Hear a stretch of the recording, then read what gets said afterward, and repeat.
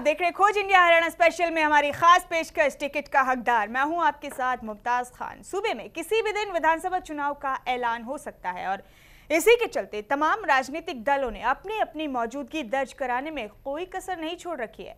किसी न किसी बहाने से सभी पार्टियां और नेता रोज चर्चाओं में बने रहना चाहते हैं, लेकिन इस सब के बीच एक मुद्दा है जिस पर सभी पार्टियां गंभीरता और गहराई से मंथन कर रही है, और वो ये कि सूबे में सभी पार्टियां सबसे बेहतर उम्मीदवार के साथ चुनावी मैदान में उतरना चाहती हैं। टिकट के दावेदारों को अलग अलग कसौटी पर कसने की कवायद इन दिनों जोरों पर है। सभी पार्टियां संजीदगी से इसी जोर आजमाइश में फंसी हैं कि कौन से हलके से कौन से उम्मीदवार को चुनावी मैदान में उतारा जाए। पार्टियों की चिंताएं अपनी जगह है, लेकिन इसी सिलसिले में हमने जनता की नब्ज टटोलना जरूरी समझा और कोशिश की ये जानने की कि उनके नजरिए में कौन है सबसे बेहतर टिकट का हकदार। तो अपने इस खास कार्यक्रम में अपने सर्वे के जरिए हम कर रहे हैं खुलासा कि किस विधानसभा में कौन है जनता का सबसे चहेता टिकट का हकदार, और साथ ही सूबे में जल्द होने वाले विधानसभा चुनाव से जुड़े तमाम पहलुओं का भी हम करेंगे बारीक से बारीक विश्लेषण और उन पर करेंगे गहरी से गहरी चर्चा।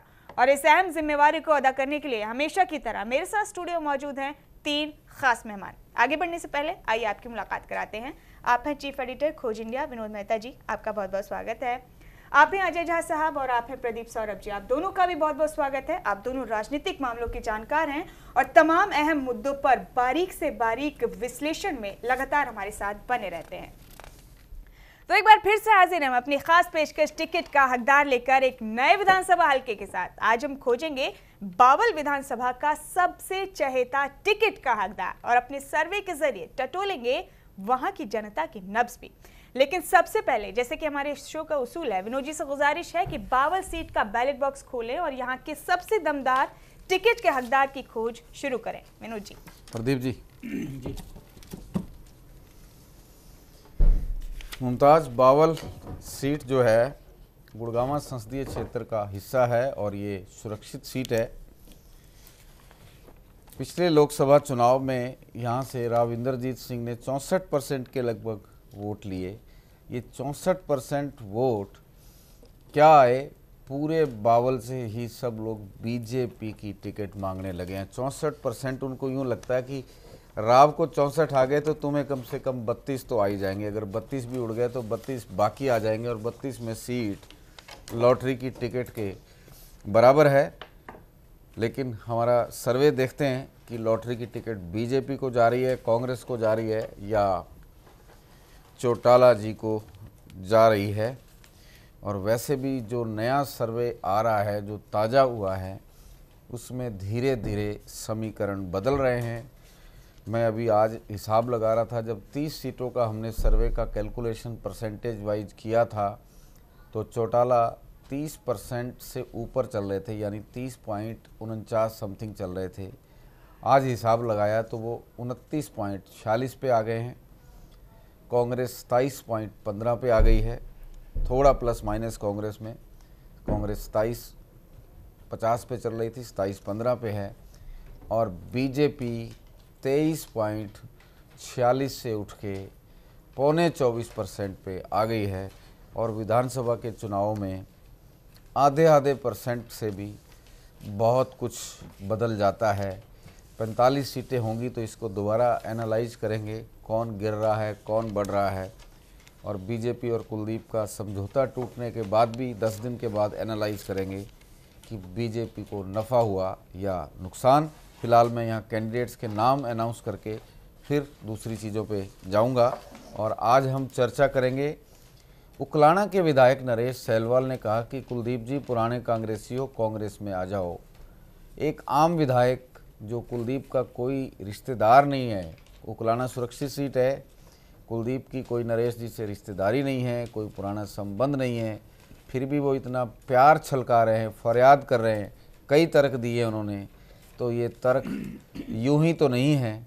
लेकिन मैं ये भी बता दूं कि नरेश सैलवाल शैलजा जी की बांसुरी पे गीत गाते हैं और किसी की बांसुरी पे वो गीत अब तक नहीं गाए उन्होंने। और कोई बांसुरी उनको लगाने की भी कोशिश करे तो उनका गला ख़राब हो जाता है। इसलिए चर्चा करेंगे कि ये तार कहाँ से घूम रहे हैं और ये भी चर्चा करेंगे कि आज राव इंद्रजीत सिंह प्रभारी अनिल जैन से, भाजपा के सह प्रभारी अनिल जैन से मिले।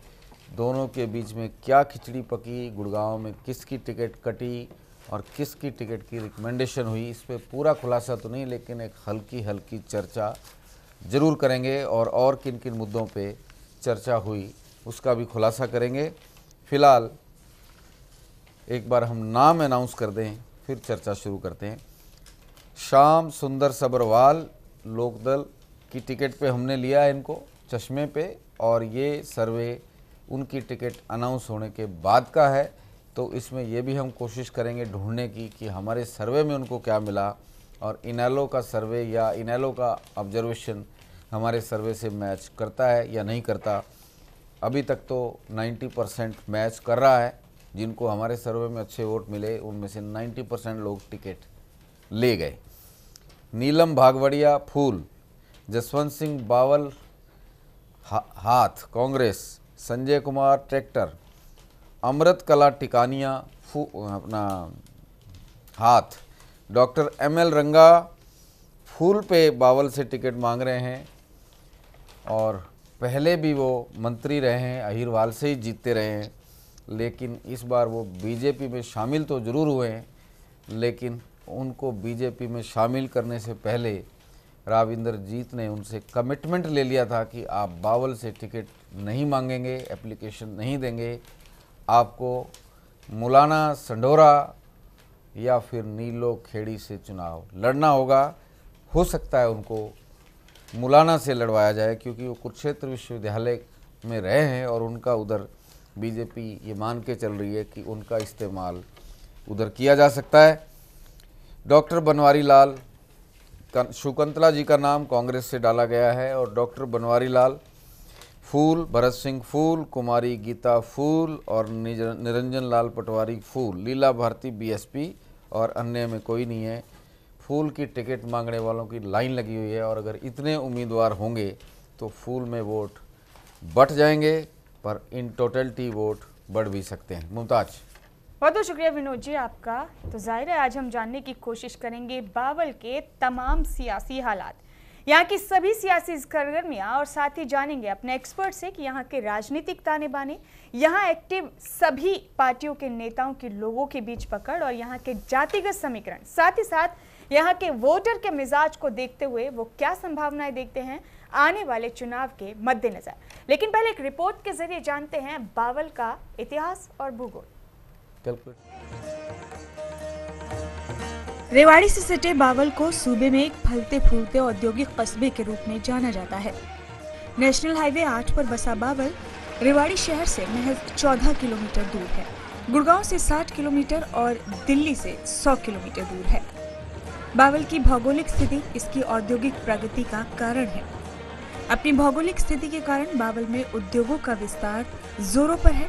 बावल में HSIIDC की ब्रांच स्थापित होने के बाद इस विस्तार की गति और भी तेज हो गई है।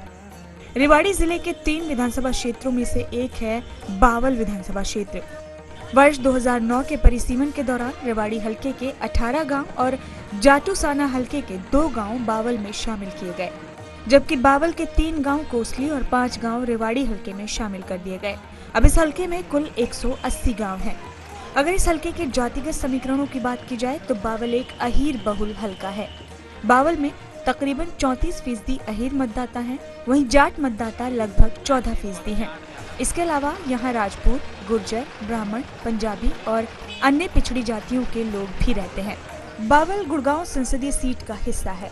इस हलके में कुल मतदाताओं की संख्या 1,87,216 है, जिसमें से पुरुष मतदाताओं की संख्या 99,221 है और महिला मतदाताओं की संख्या 87,991 है। वर्ष 2009 में ये सीट इनेलो के खाते में गई, जबकि वर्ष 2014 में बीजेपी ने बावल हलके से बढ़त ली थी। आने वाले विधानसभा चुनाव में यहाँ की जनता का क्या रुख होगा, इसका जवाब भविष्य की गर्भ में है। सर्वे टीम खोज इंडिया, हरियाणा स्पेशल। तो इस रिपोर्ट के जरिए आपने जाना बावल में क्या है मौजूदा सियासी हालात और क्या है वहाँ के सियासी समीकरण। विनोद जी आपका रुख करेंगे यहाँ पर, आप अपनी चर्चाओं को अब जारी रख सकते हैं। प्रदीप जी, बड़ी खबर नरेश सेलवाल, उनका इंटरव्यू है हमारे पास ना जी। हम कोशिश करेंगे कि हम दिखा सकें, लेकिन आप अपनी चर्चाएं तब तक शुरू करें। हम पीसीआर नरेश सेलवाल ने आज बड़े जुमले वाले लफ्ज़ों में कहा, कुलदीप बिश्नोई जी, आपका गठबंधन भाजपा से टूट गया है, आप पुराने कांग्रेसी हैं, आपके पिताजी कांग्रेस के चीफ मिनिस्टर रहे हैं, आपका डीएनए कांग्रेस से मिलता है, आपके कांग्रेस के साथ रिश्ते मिलते हैं, आप कांग्रेस में वापस आ जाइए। नरेश सेलवाल, क्या एक विधायक अपने दम पे इतनी बड़ी बात कह सकता है? देखिए विनोद जी, इसमें दम और खम की बात नहीं है। जो मैं समझता हूं कि कांग्रेस का विधायक है, कोई साधारण नेता नहीं है, और ये बात इसलिए भी वो कह सकता है, कोई भी कांग्रेस का विधायक या कांग्रेस का बड़ा नेता, क्योंकि अब उसका भाजपा के साथ गठजोड़ नहीं है। पहली चीज जी, अगर पहले गठजोड़ होता तो वैचारिक विरोध है हो जाता कांग्रेस का, इसलिए ये प्रस्ताव नहीं आया।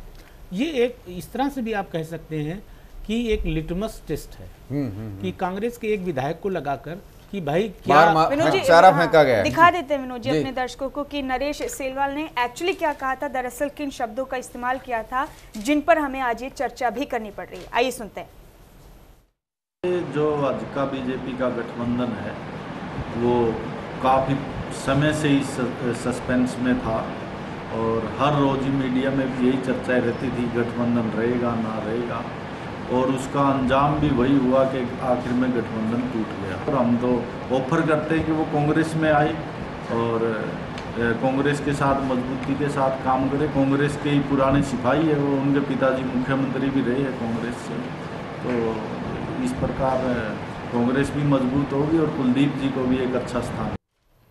तो ये है वो शब्द जिनके जरिए नरेश सेलवाल कोशिश कर रहे हैं कुलदीप बिश्नोई को कांग्रेस में लाने की। विनोद जी, प्रदीप जी, आपने नरेश सेलवाल को सुना जी?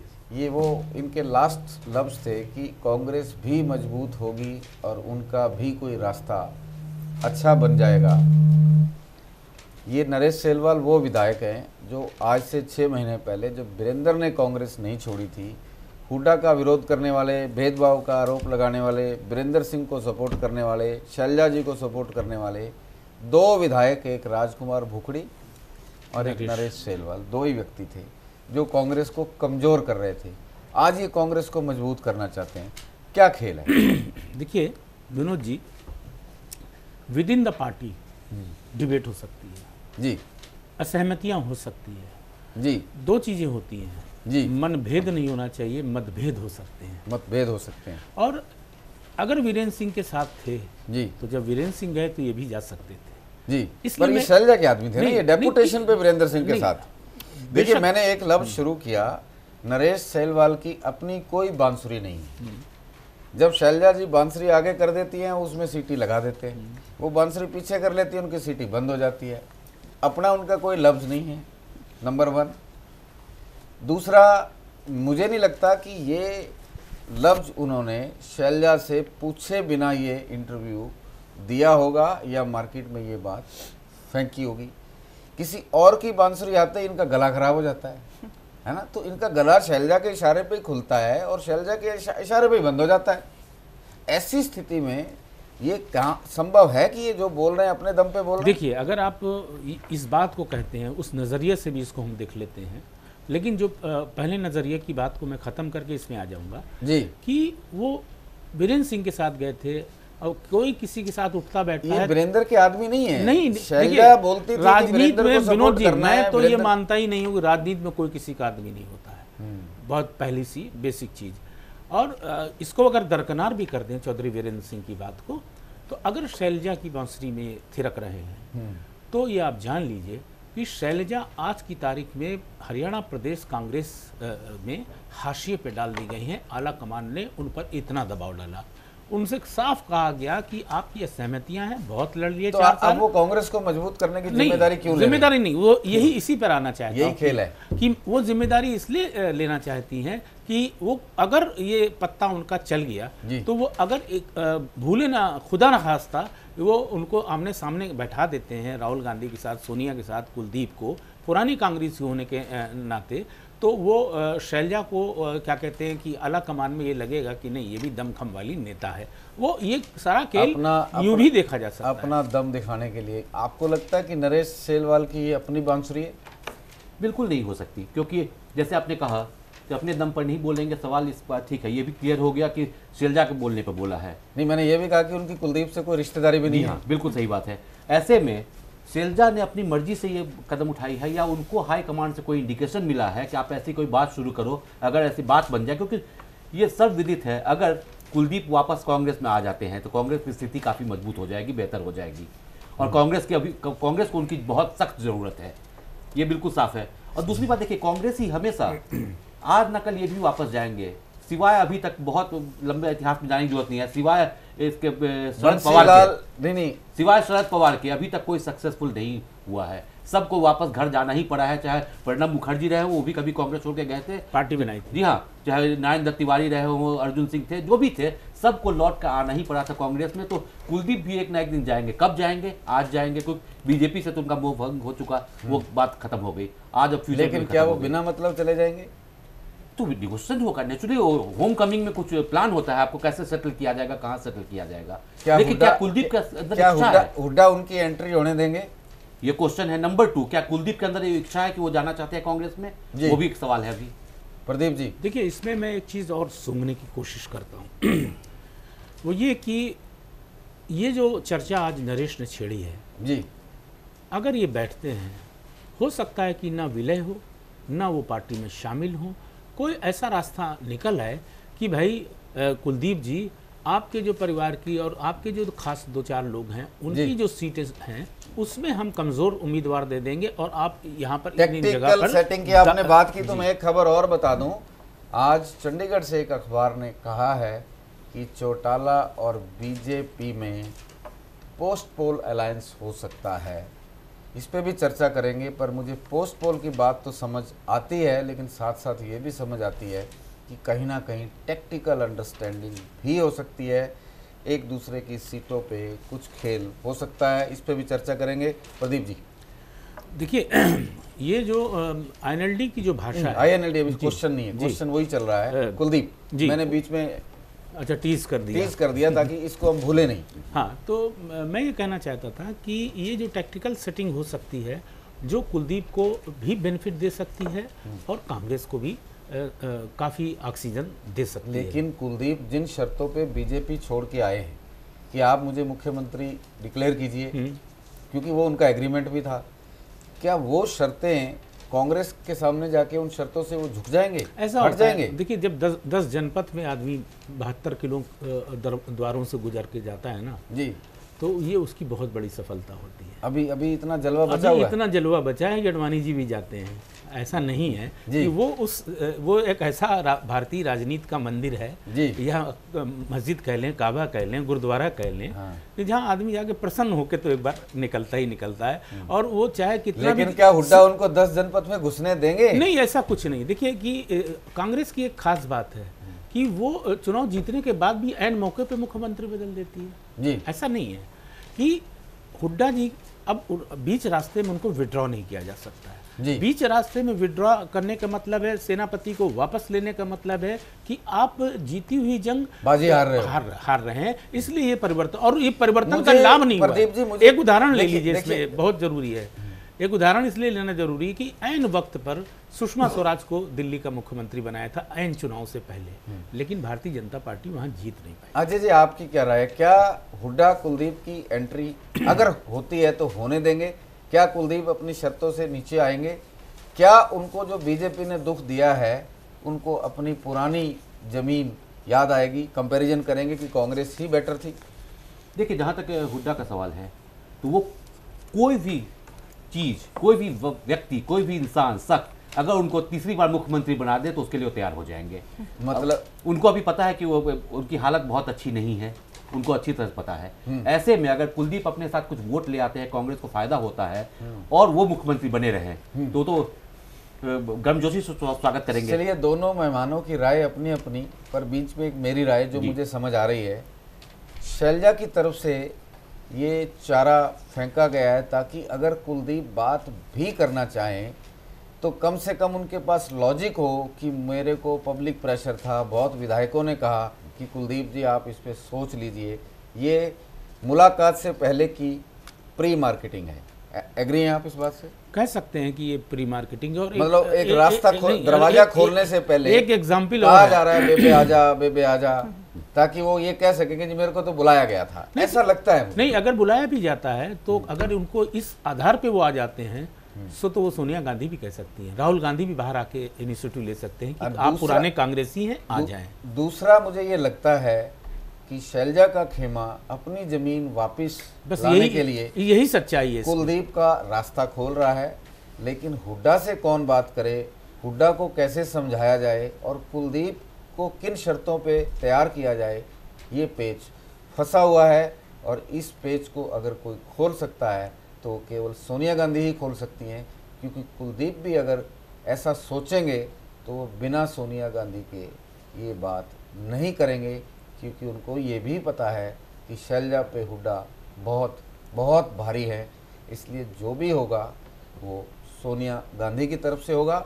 और दूसरा मुझे इस इनिशिएटिव में दम इसलिए भी लगता है, आप भी इस बात से सहमत होंगे, राजनीति में छोटा दुश्मन और बड़ा दुश्मन देखा जाता है। आज की डेट में कांग्रेस कुलदीप को बड़ा दुश्मन मानती है या किसी और को? प्रदीप जी देखिए, इसमें जो आपने दुश्मन की बात कही, इसमें एक बड़ा दिलचस्प मैं वाकया आपको रख देता हूँ। कहते हैं कि जब राक्षस से लड़ना होता है तो डाकू से दोस्ती कर लो, और राक्षस निपट लेगा तो फिर डाकू को निपटा देंगे, जब डाकू निपट लेगा फिर चोर को निपटा देंगे, फिर बच जाएंगे। तो ये अब राक्षस कौन और डाकू कौन? नहीं, ये एक रूपक है कि जो आपने दुश्मनी का वाला बात कही ना कि कौन बड़ा दुश्मन कौन छोटा दुश्मन, लेकिन पूरे देश में अगर कांग्रेस के नज़रिए से देखिए तो उसका सबसे बड़ा राजनीतिक शत्रु भारतीय जनता पार्टी है, वैचारिक आधार पर भी और दूसरे आधार पर भी। क्योंकि जो बाईपोलर पॉलिटिक्स की ओर देश जा रहा है तो दो ही दल बसते हैं, तो ऑब्वियसली कि भाजपा के सामने कांग्रेस और इसीलिए नरेंद्र मोदी भी कहते हैं कि कांग्रेस मुक्त भारत। कौन बड़ा दुश्मन, कुलदीप या कोई और? नहीं, कुलदीप दुश्मन की श्रेणी में नहीं आते हैं कांग्रेस के लिए। अगर हैं तो बहुत छोटे से दुश्मन हैं, सिर्फ यही है कि उन्होंने पार्टी को तोड़ा, अपने पिताजी को उकसाया पार्टी तोड़ने के लिए, अलग से अपना खेमा बना लिया, तो वो चीज़ है। लेकिन अंग्रेजी में आपने कहा था, अंग्रेजी में कहावत है एनिमी इज फ्रेंड जी, तो दुश्मन के दुश्मन को वो दोस्त हो जाता है। तो यहाँ पर का दुश्मन दोस्त, मुझे ये लॉजिक इसलिए भी लगता है कि कांग्रेस ने जो एक्सपेरिमेंट बिहार में किया, महागठबंधन करवाया, नीतीश, लालू और खुद का, और बीजेपी को डिफीट दी, उस नज़रिए से कांग्रेस इस आइडिया पे काम कर सकती है। कुलदीप माने नहीं माने ये उनकी मर्जी है, लेकिन कांग्रेस ये एफर्ट्स कर सकती है कि बीजेपी को हराने के लिए कुलदीप और कांग्रेस इकट्ठे हो जाएं। विनोद जी, पहले ये भी सुना गया था कि कांग्रेस गठबंधन नहीं करती, मर्जर मांगा करती है, लेकिन अब ये समझा जा रहा है कि कांग्रेस बीजेपी को हराने के लिए कुछ भी कर सकती है। हमें देखना होगा कल के लिए कि हजका का क्या रिएक्शन इस पे आता है जी। उनका रिएक्शन आएगा तब पता चलेगा कि उनकी क्या मनोस्थिति है, क्या वो सोच रहे हैं, उसी लाइन पर सोच रहे हैं, या ये कांग्रेस ने गुब्बारा उड़ाया है टेस्ट के लिए। नहीं, विनोद जी, एक चीज, एक पुरानी कहावत है देसी में, जहाँ धुआं होता है वहाँ नीचे कुछ जरूर होता है। हो सकता है वो आग सिरे ना चढ़े, हो सकता है वो धुआं गलती से ही आ गया हो, किसी ने चिंगारी लगा के धुआं बना दिया हो, लेकिन धुआं होता है तो आग जरूर होती है, और इसमें भी आग मुझे नज़र आ रही है। और मैं आपको याद भी दिलवा दूं कि हमने आज से 40 दिन पहले ये कहा भी था कि कुलदीप और कांग्रेस में भी राम राम हो सकती है। और इस आग के पीछे मुझे ये भी लगता है कि पिछले एक हफ्ते से कुलदीप भूपेंद्र सिंह हुड्डा के खिलाफ कुछ भी नहीं बोले हैं। देखिए, बल्कि कुछ नहीं बोले हैं, बल्कि उन्होंने समर्थन किया था जब नरेंद्र मोदी की रैली के अंदर हुड्डा की हुटिंग हुई थी, तो कुलदीप बिश्नोई ने टिप्पणी की थी ये अभद्रता है और अलोकतांत्रिक इस तरह के सवाल। सवाल भी उठाया था कि कुलदीप क्यों तारीफ कर रहे हैं। और दूसरी बात जो मैं कहना चाहता हूँ, मतलब कुलदीप क्यों आलोचना कर रहे हैं, कह रहे हैं कि चीफ मिनिस्टर के साथ गलत हुआ। मैं दूसरी एक और बात जोड़ना चाहता हूँ इस विषय में कि ये जो क्या कहते हैं कि अजय जी का मानना है कि ऐसा उनका रिएक्शन आए, मुझे ऐसा लगता है कि एक एमएलए की बात पर हजका इस पर रिएक्ट नहीं करेगी। इस तरह की बातें बहुत उच्च स्तर की होती हैं, इतने गुप्त तरीके से होती हैं कि किसी को कानों कान पता नहीं लगता है। लेकिन हजारों मील के सफर की शुरुआत एक छोटे कदम से होती है। निश्चित तौर पे, लेकिन वो कदम दिखेगा नहीं। ये ऐसा कदम है कि आज हजारों मील की जो दूरियां हैं वो क्या कहते हैं कि इसने दूरी कर दी है। यहाँ आप अमेरिका में बात कर सकते हैं, उसका वीडियो देख सकते हैं, सब कुछ कर सकते हैं। वो ये मुहावरा हो सकता है, रूपक हो सकता है, लेकिन ये जब इस तरह की चीजें होती हैं बहुत गुप्त होती है। मान लीजिए सिरन न चढ़े, परवान न चढ़े चलिए चीजें, एक तो सवाल नुकसान हो प्रदीप जी सकता है। अजय जी से। चीफ मिनिस्टर की जब हुटिंग हुई